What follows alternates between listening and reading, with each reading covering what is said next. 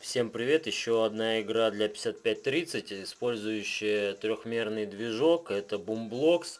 И хотя обычно игры лучше выглядят спрайтовые, двухмерные, но вот Boomblocks очень неплоха именно за счет своей трехмерности. Итак, давайте я покажу, в чем же суть.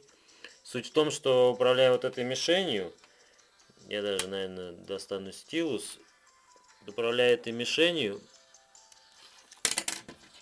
мы и силой броска мы должны решать головоломку, то есть как ударить. Вот у нас есть две попытки, чтобы выбить все фишки.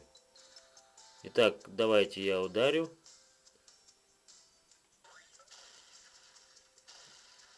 Вот, ну, практически получилось. Еще у нас есть вторая попытка. Ударяю в бомбу. Ну вот, собственно, и все.